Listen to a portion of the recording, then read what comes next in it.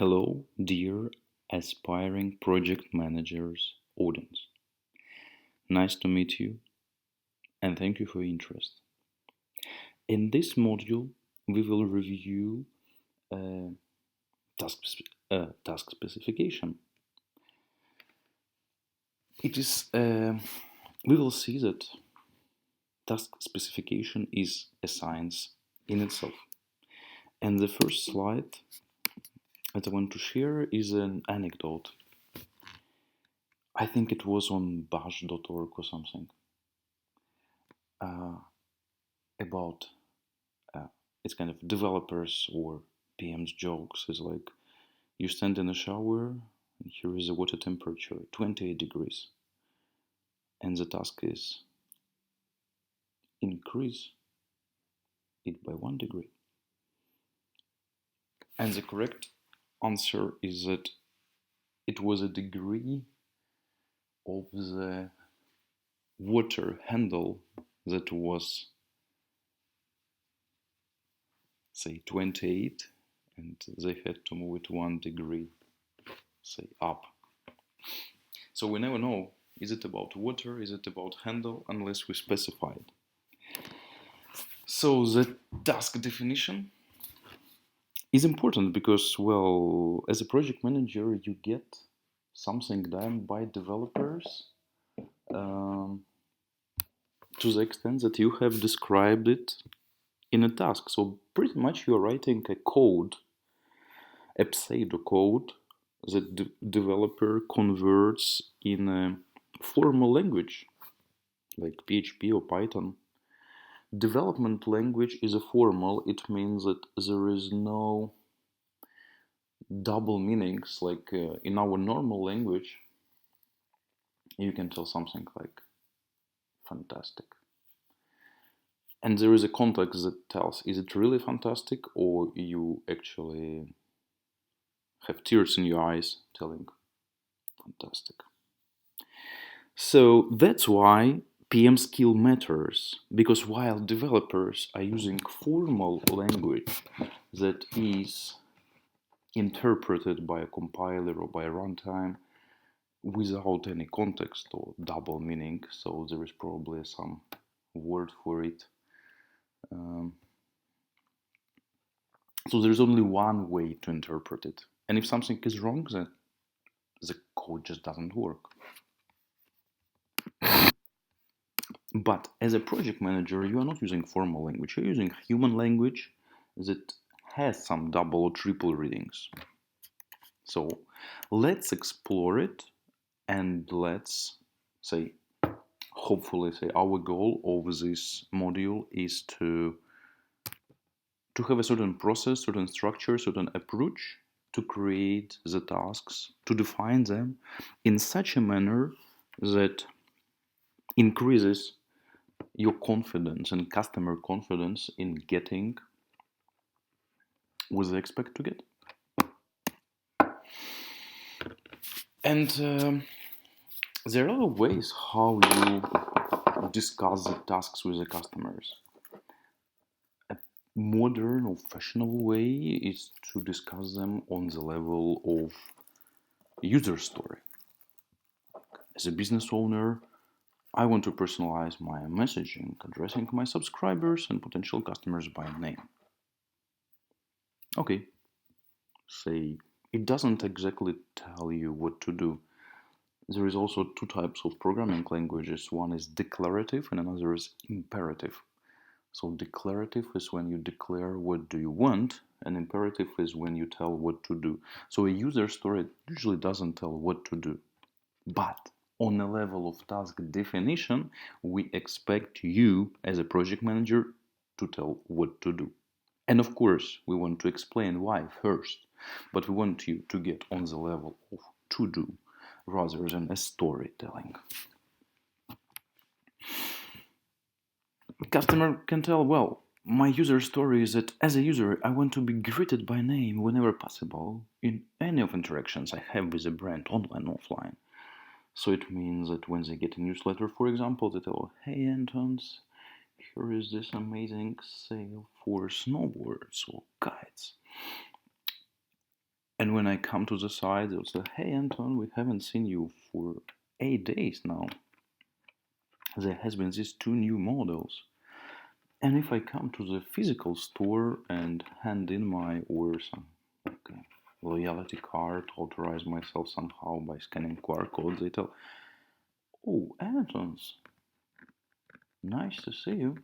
I see you have been shopping last year with us, so maybe these boots need a replacement." So a user story may have a few dozen tasks in it, or a few hundred tasks in it. And user story might have a budget of a few $100 and maybe up to a few $100,000. And sometimes customer asks some simple things in a very kind of imperative manner. Just, "Oh, add a name field to my newsletter." So that's generally a level we start to define a task. Because if a customer or your colleague comes with a request to with a user story, then you need to first split it in tasks. That's another exercise. Usually, you start working with something that already split in tasks, because you usually start working with a project that has been estimated. You can provide an estimate for tasks, because generally user story can have a very wide estimates, and even the tasks, as we will see later. So this module is practical for the such stage of project when you already got an introduction to it, you understand its components, epics, and the tasks. But these tasks are not defined yet, so we cannot really assign them to developer. So as a project manager, your goal is to define them, and that's what we'll learn now. Task definition guide. We have to know the goal, because it helps to see the bigger picture and understand the dynamic, the flow, the data flow. So whenever we define a task, we set the goal. Then we try to explain the data flow. If something is submitted, where it is being sent, what different behaviors it may invoke, how this data affect further user experience, or some data we have to send back. What is the user experience flow? Are we getting somewhere after this, or just something happens on the page, or we expect it to be redirected somewhere, or as a user we just expect it like to get a bigger picture. If it's image zoom, we just expect it to get it by tapping on zoom icon or scrolling up and down or pinching the screen if it's mobile. But we have to describe the user interaction, if user is involved there. If it's some database migration task, there is no user, but there is data flow, and there is of course a data structure. We have to be conscious that we work with an application. Application usually is multi-layered. It has a data storage layer,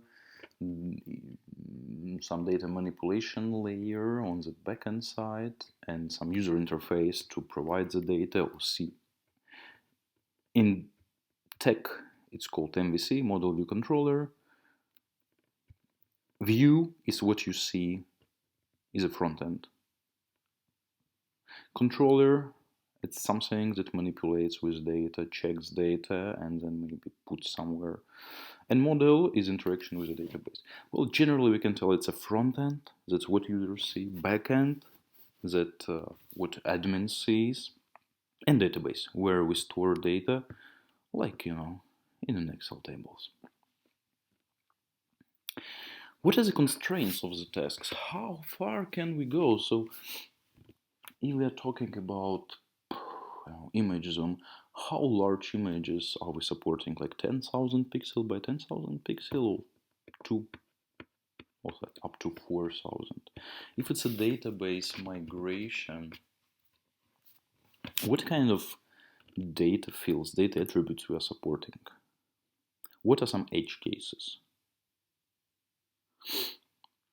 What if it's image zoom and we have an image that is just 60 by 60 pixels? Are we still zooming in it till it just pixelates or no? And well, we also provide some solution for these edge cases. What is an expected budget? That's very helpful because image zoom can be done for few weeks and few days. Depends on the and setting a budget helps developer to focus on what is expected, because customer may expect something that would take 2 days and developer does a bespoke solution that works even in Internet Explorer, whatever. So, and customers are we have like even Internet Explorer 11 is like 0.5% of our users are not going to pay for this. So setting a budget and hey, all these things that I have described, we have between 2 to 4 days actually. And developer, okay, then we're just doing this and this. Yes. Oh, awesome. Then we aligned. Mockups and designs and caps lock annotations. Showing is much better than telling. Show, describe what you show, write, record a video. It's easy. Just like, don't write a script, just sit and show and tell.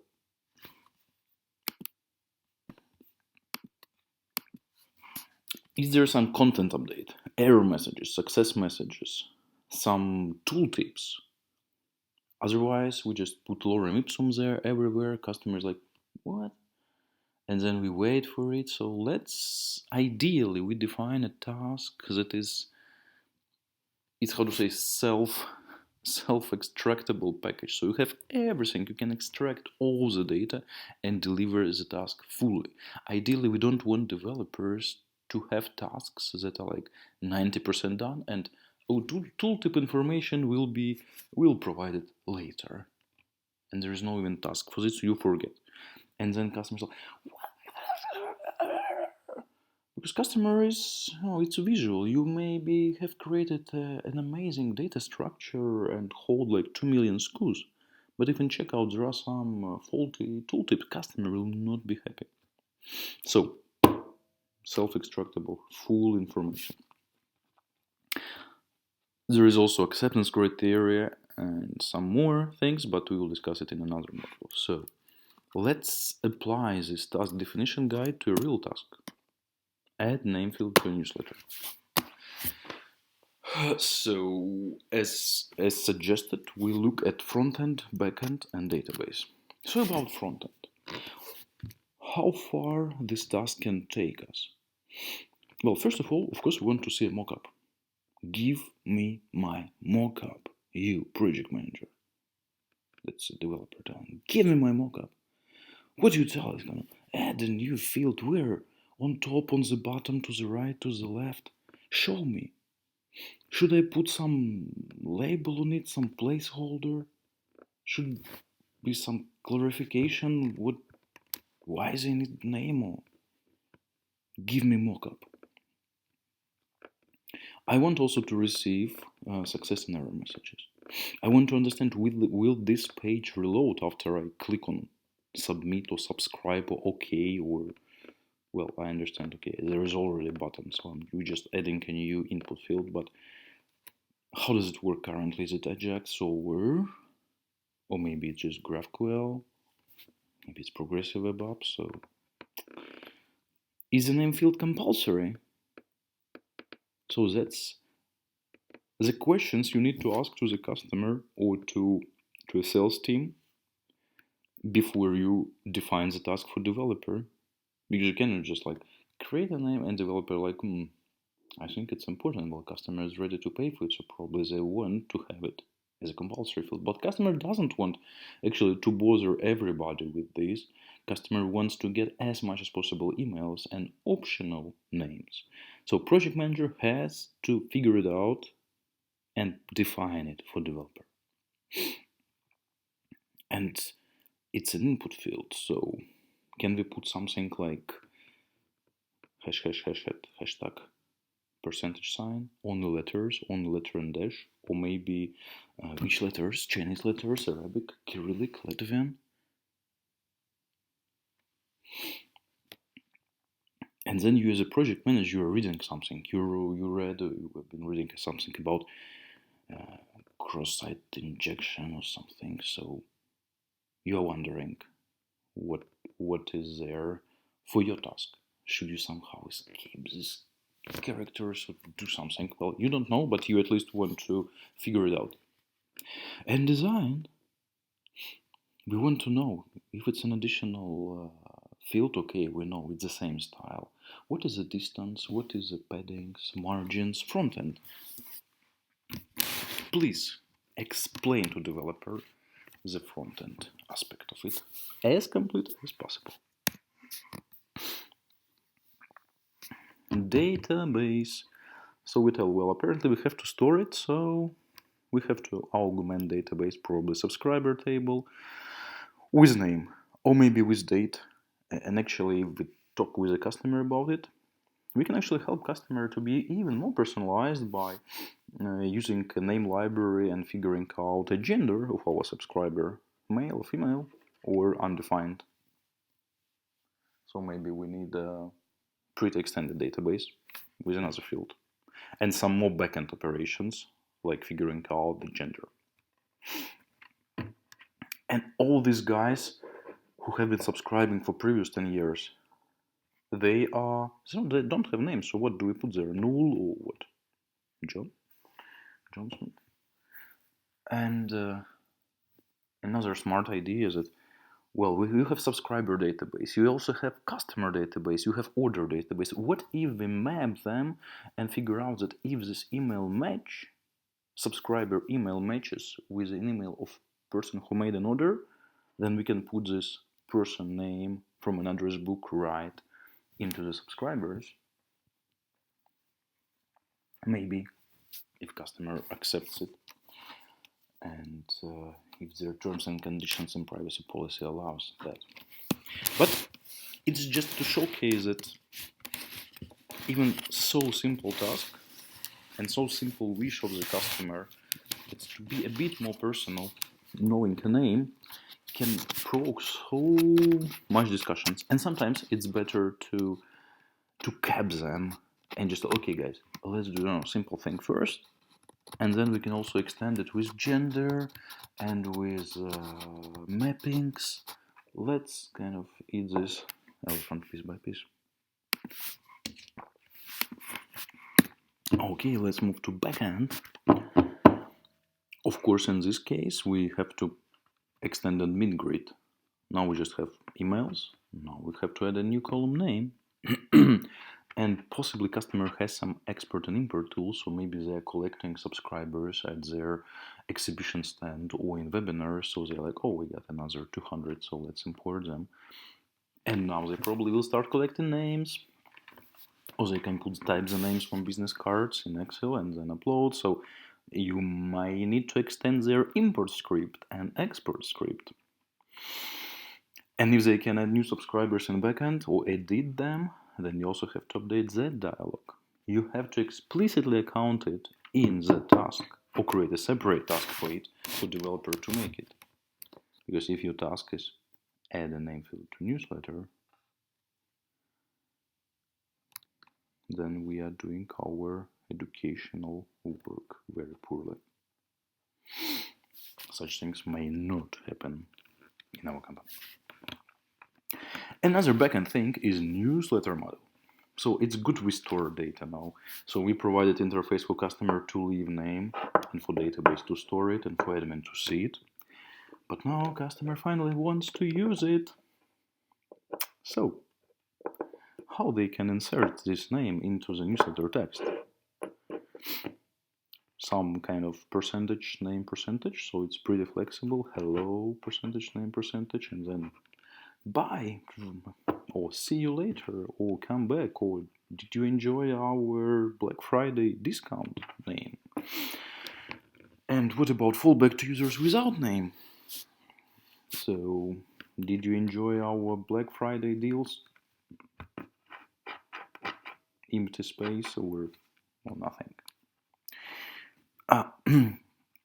What about unsubscribe template? Maybe we also want to put this name there. Sorry to see you go. Name. Or maybe name. Subscribe back. Any cross links again with registered users. So whenever we we'll discuss it. Anyway, so let's take a few steps back. Here is a task definition guide. So we start with a goal. Here, customer wants to get more personal. The data flow, it starts on the front end, we insert the names, and it travels to the database, it's visible in the backend, and then this data flows back to the customer in the newsletter, and we know the mechanism how to insert it. User experience flow here is pretty simple. We describe it as, okay, you just land on the page, you see newsletter subscription block, you put your name, and the system tells, thank you. And if there is an email confirmation, they will also use it. Thank you, Antons. It will not be long, you will hear from us. Describing a task, we are conscious of multiple layers of the application or of the platform or of the system or ecosystem we are building for the customer. So in this user experience flow or data flow, data travel, whatever it touches, we explicitly describe it. Database, backend, frontend. We're not describing any SQL queries like create, add, and varchar, length, offset, self-centered. We don't do this. We are project managers. We have to describe business logic, but describe it granularly. Some constraints, edge cases, what if there is no name, right? How to solve them, expected budget, well, from 1 to 2 days, or 2 to 4. Well, not at least not 2 weeks. Mockups, and we provide mockups, some error messages. So this guide covers these simple things, and the tasks should be simple. And we will see in another module how we can split even this task further. But anyway, let's get back to this. We applied our guide to some specific case. And let's review what an expected Jira ticket would look like. Let me maybe zoom it a bit. Okay. A title is super important because on Kanban, sprint board, in any report, you will see title. And it should be generally imperative. So add like to do. What I am expected to do in this ticket? Here is an answer. Add name field to the email subscription dialog. It's clear it's dialog.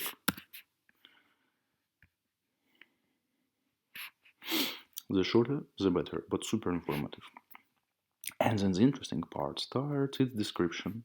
And the same as in guide, we want to make it structured. We don't just want to see one piece of a poem, 2 pages, essay about name field. So business case. Here is what merchant wants. That's why merchant pays us for this task. Okay, that's what they want. Wireframes. A must think and ideally, well, video at least annotated. Where are our wireframes? We explain. This is a current site. We don't touch it. Here is our email subscription block. An ideal wireframe has to feature how it is currently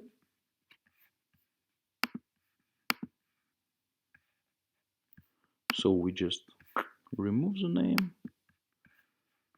Put this back and we tell, okay, now it looks like this.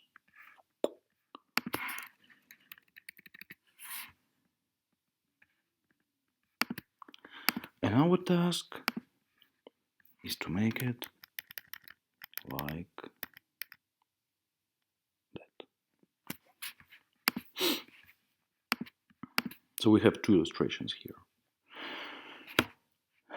Is it clear? I think it is. Or it is substantially clear, or at least as a project managers, we did here as much as we could. Because we explained what it is now and how it should change. Two images shows the difference. You annotate them and you record video explaining them. This thing with a cross is just an existing site that we don't touch, so we just mess up with this small module. Okay, content, no changes to the copy, only placeholder. So we understand this text, get subscriber, snowboard. Wow, snowboard.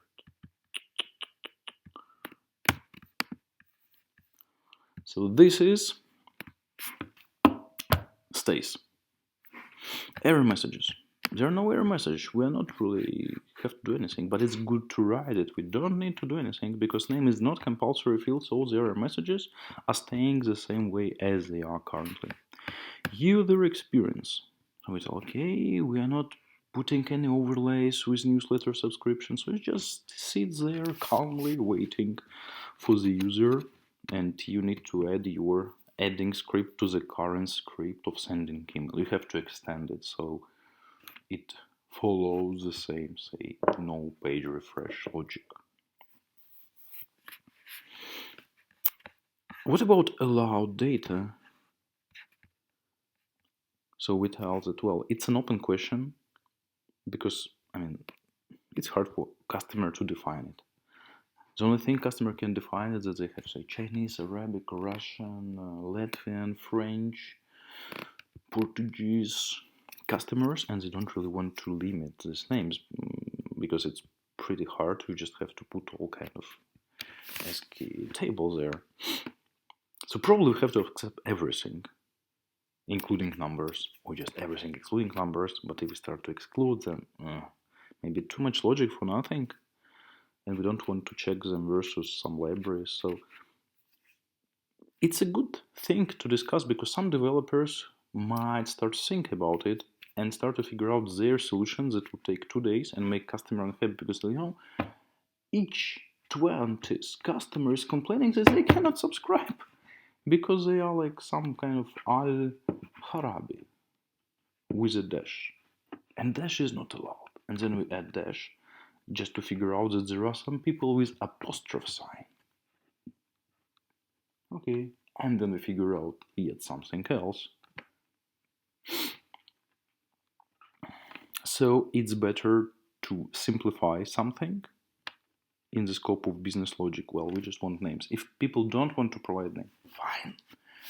And they even by making it optional, we shouldn't get kind of this input just to put something or some fake name. Okay, security. We openly tell that we are not security experts, but we understand that security is important. So we are raising this and we expect your input. And we're clearly defining this as a research to do. Design. Well, generally we as a project managers, we should never depend on designers, especially adding features. When we build from scratch, yes, we need design, absolutely. We probably provide the best one, but when we do small features, we rely on the base template. So for developer, we'll tell you, we have to add you have to add a field, a new field. So it's the same style field, the same placeholder style, the same color. The only thing is a distance between fields. Please check here in the checkout, name and surname. The same distance should be observed in our newsletter. Database, well, we tell something about what we have to add there. And our customer also now wants to add date. Okay, so let's do this as well and figure out what we put for the ones with whom we don't know when they subscribed. Should we put just some random date, 1 day, or we just put no? Backend admin grid, yes. Customer wants, and they also want sorting by name. So they just want to sort everybody by name and see how many Antons or Amandas or Arthurs, Igors, Andrews are there, and then go by alphabet. And they have add to edit a dialog, so we also have to extend that, and it also takes time. So this definition will help developer to put estimate for everything, for this, for this, for this, for this. By doing a great definition, you help to make a great estimate. Great estimate helps to do a great delivery. Also, great definition helps to do great quality assurance. And first of all, it empowers developer to create tasks with as little bugs as possible. Anyway, you also define how customer will work with embedding this name field, name data into the text. And what happens if there is no name? And there's also a corner case, because generally you put some commas around name, but what happens if there is no name? Should you make an additional script to figure out other some commas and remove them? Maybe yes, but it's good that PM put, okay, just don't care about it currently. Customer will not just put commas. But if it will be an issue, then we will make a small a small task for it and charge another 1-2 hours. That's all so far for this. Yeah, we didn't have acceptance criteria, and it seems pretty big. And in another module, we'll look how we can split it into several tasks. Why? Again, to make things simple, to make estimation simple, to make delivery more visible. Because when you work on something like this, you might need like 4 days to see result. If you split it, and we'll discuss how, you can see results every day, or at least every second day. And that's much better because, first of all, it provides visibility of the progress to the customer, and also you can provide feedback much faster if things for some reason go wrong. Anyway, let's come back and see what we got in this module. We understand that user story is not equal to tasks. User story is a good way to start, but it takes a project manager skill to digest the story, to set some boundaries, and express it in a to-do tasks that are transferable to developer. It's user story. You can compare it with a vision. Like a vision could be, okay, like for Google, let's organize the world's information. What should we do now? Okay, where is this information? Which information we organize? What kind of copyright information? How do we organize? How do we make it? And how do we store it? How do we make it accessible worldwide? How do we cope with some censorship? So a lot of to-do tasks surface when you start to think about it rather than just stop on the level of vision or user story. Oh yeah, it's cool. I want my customer to be able to trade in their car buying new cars. That's a real user story in a Jaguar Land Rover project we had. So, and it's pretty obvious for your customers. Okay, that's user story. When can you deliver it? And you're like, okay, so which service will estimate the value? Oh, actually, there is no single service. 2 services should be acquired with a car plate to get some information on mileage and kind of quality of the car. And then the question is like, okay, so they do not provide you with a price, they give some indications, and then, okay, then it means we have to have some rules on the pricing. And they tell, well, and actually, if the car is green, then we want to put minus 15% off. Okay, so color is of essence, fine. So we have to make a dynamic pricing calculation, and then probably something more, and something more, and then there are probably some plates or some cars that cannot be actually priced or traded in, or some corner cases. So we have to, at some point, at sales point, business analysis, we split stories into tasks. But in this module, we talk about how to define tasks. Once it's split and more or less estimated by a sales team, you have to define it for developer. And then you might need to go again up to the customer, figuring out some details, but still staying within the scope that has been generally defined. Because customer can, oh, actually, after we talked with your colleagues about this, now I figure out that I also want a feature X. And then, well, okay, we add it to the backlog, but if it's a fixed fee project, then we have to raise a change request for it. Or if it's agile, then okay, we just make us conscious that it will take extra 4 days and respective amount of money. Because yeah, awesome, let's go for it. Or okay, good, you warned me. Let's leave it for phase 2. Or maybe you can also tell, well, I know that in your project setup sheet that the deadline is of essence, so I suggest, not you, but I suggest strongly we put it for the phase 2 because it's not business critical. It's nice to have on the oh, smart. Let's do as you suggest. Anyway, user story is one thing, task is another. You can complete task. You can apply kind of to-do process to it. User story is different. It may encompass many tasks, and for high-level, say, business owner, it's good to see a project as a set of whatever 24 user stories, and then he can validate delivery, checking them. But to deliver, we have to split user stories in tasks. We have to materialize user stories in to-dos. Okay, to define a task, one needs a lot. Visual, contextual, behavioral explanation, behavior like data behavior, user behavior, and describe them across multiple layers: front-end, back-end, database, maybe integrations, maybe this data also travels to product information management system, or to order management system, or to customer relationship management system, or to some personalization system, or to warehouse management system, or to, I could tell, well, and I can but continue, but I cannot, I don't have any more abbreviations ready. So, data can travel. There could be multiple systems and multiple layers, and this system have their own layers. Caching clear, whatever. List some exceptions that, well, if we hit this data, then we don't know what to do. And if you don't know what to do, well, just raise a question. Don't leave it with yourself.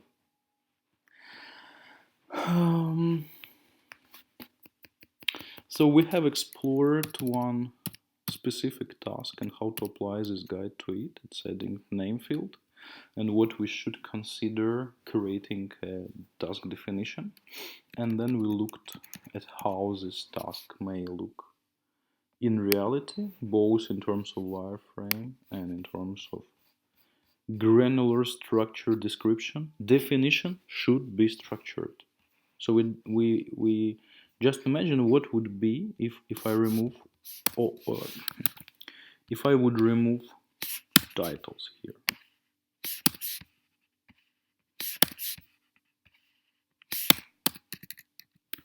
Okay, I'm good. I'm leaving at least white space. Some people don't leave white space.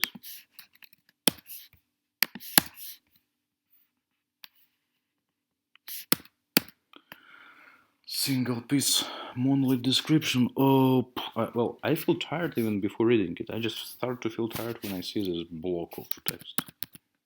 And I feel energized. It brings me rhythm, and I feel, oh, I can complete the wireframe point in 2 lines. Okay, I feel good. Content. Oh, there are no changes. Awesome, I know everything about content now. Error messages, user experience. Bam, bam, bam, bam. I feel, oh yeah, I can digest it bit by bit. And we did review of what a real task may look like. Yes, that's it.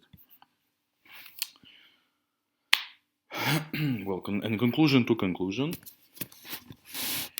well, as people say who take this edu module on site, being accepted into the project manager educational program, that we expect that like after this task, well, after this module, your task definitions will follow this pattern. They will be split in multiple things and multiple layers of the systems will be taken care of. And you will look at the tasks from dynamic perspective. Dynamic data journey. Something happens with this data. It goes somewhere. User gets some feedback. Well, or not. Maybe it's just a static information. Like we are open every day from 10 a.m. till 10 p.m. And then still you need to tell what is a backend, front-end, backend mapping. Is it just a part of design? Is it hard-coded in design? Probably not. Probably there is some backend element where this can be managed and updated if they start to work from 9 till 9. So we rarely do tasks for static elements like a logo. Please put a logo inside. Happens, pleasant exception. But that's not why we create this education. Education is for dynamic things, for things that require splitting in front-end, back-end database layers, and understanding of user and data journey, understanding of exceptions and how to handle them, and being able to create visual mockups. This mockup took around 3 minutes to make. I didn't have an account there, I just put a free trial, clicked on a link confirm account. Few minutes may save you hours in delivery. Thank you very much for your attention. Help me to improve this video by providing feedback, and look forward to see your, how to say, task, a sample task definition.